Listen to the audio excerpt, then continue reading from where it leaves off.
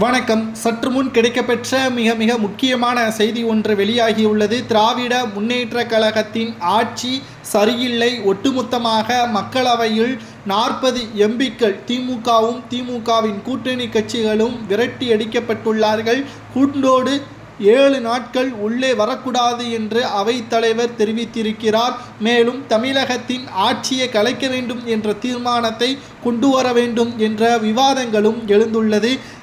குறிப்பாக சொல்ல வேண்டும் என்றால் திருவண்ணாமலை, விழுப்புரம் போன்ற பகுதிகளில் சாதாரண மழையை தாக்குப்பிடிக்க முடியாத அளவிற்கு தமிழக அரசு என்ன செய்து கொண்டிருந்தது? 2000 கோடி கேட்பதற்கு அவர்களுக்கு என்ன தகுதி இருக்கிறது? மிகப்பெரிய அளவிலான மழை அங்கு பதிவாகவில்லை என்பதை தெள்ளத் தெளிவாக நிதித்துறை அமைச்சர் நிர்மலா சீதாராமன் அவர்கள் தெரிவித்திருக்கிறார். மக்களவையில் விவாதத்தின் பொழுது தனி சட்டம் போட வேண்டும் என்றும் தமிழகத்திற்கு தனி குழு ஒன்றை அமைத்து நடவடிக்கைகளை சரி செய்து நிர்வாக சீர்திருத்தங்களை நாங்கள் ஏற்கனவே செய்திருக்கிறோம், நிதிகளை உடனடியாக தர வேண்டும், காலதாமதம் செய்யக்கூடாது என்று நிர்மலா சீதாராமன் அவர்களிடம் கூறியுள்ளனர். கடிதங்கள் மூலமாகவும் தெரிவித்திருக்கிறார்கள்.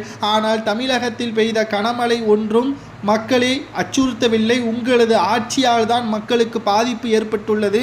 மாவட்ட ஆட்சியாளருக்கு ஏற்கனவே நாங்கள் தகவலை தெரிவித்துவிட்டோம்.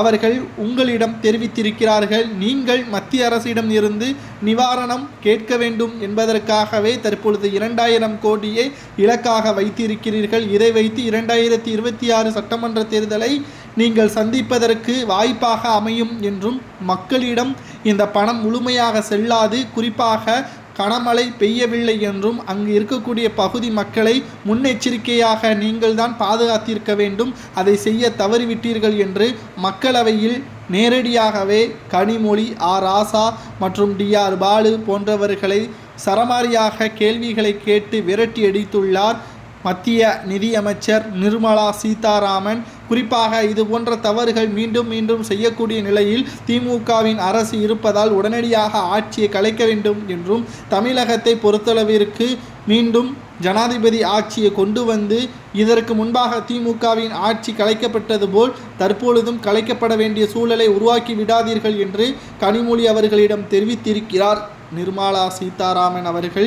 ஏற்கனவே திமுகவின் அமைச்சர்கள் மீது வழக்குகள் நிலுவையில் உள்ள நிலையில் மீண்டும் பணத்திற்கு ஆசைப்பட்டு மக்களிடம் செல்லக்கூடிய பணத்தை நீங்கள் ஊழல் செய்வதற்குத்தான் இந்த 2000 கோடி முதலில் அங்கு நிவாரணங்களை கொடுங்கள் என்று நிர்மலா சீதாராமன் கூறியுள்ளார். தமிழகத்தில் 386 தடை சட்டத்தை போடலாமா என்பதை கமெண்ட் வாயிலாக கூறுங்கள்.